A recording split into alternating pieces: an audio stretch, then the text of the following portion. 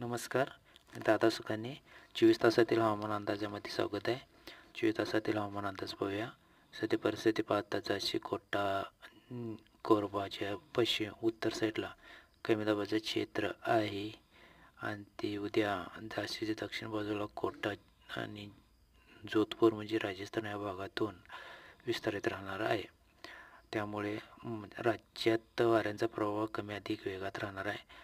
मध्य महाराष्ट्रात वाऱ्याचा प्रभाव जास्त असणार आहे आणि इकडे सावंतवाडी, गोवा परिसर, राजापूर, रत्नागिरी, चिपळूण ह्या भागातून मध्यम ते जोरदार काही ठिकाणी मुसळधार पाऊस पडायची शक्यता आहे.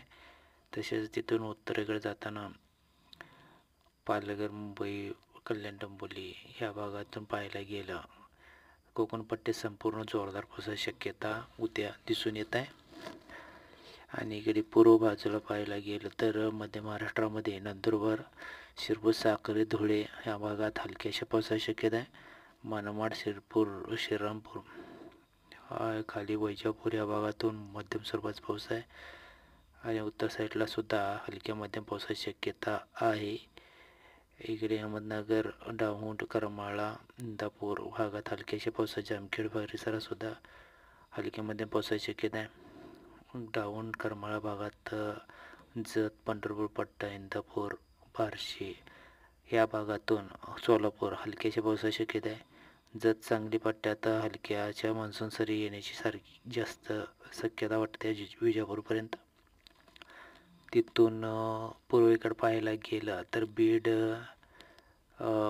परळी, मजलगाव, जालना आणि लोणार, चिंतूर या पैठण, परभणी या भागातून मध्यम स्वरूपाचा पावसाची शक्यता आहे. आणि इकडे तिथून आणि पूर्वेकडे जाईल तसं चिंतूरच्या पूर्वेकडे उत्तरी साईडला पाहायला गेलं तर हलक्याचे शेड्यूल, खामगाव, अकोला, जळगावच्या पूर्व भागातून हलक्याची पावसाची शक्यता दिसून येते.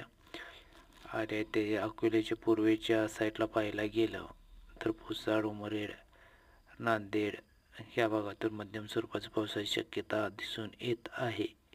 तिथून उत्तर पट्ट्यात पूर्वेकडे जाईल तसं गोंदिया, भंडारा, गडचिरोली, उमरेड, चंद्रपूर ह्या भागातून नागपूर परिसरातून मध्यम जे जोरदार पावसाची शक्यता आहे. चॅनल सबस्क्राईब करून घ्या.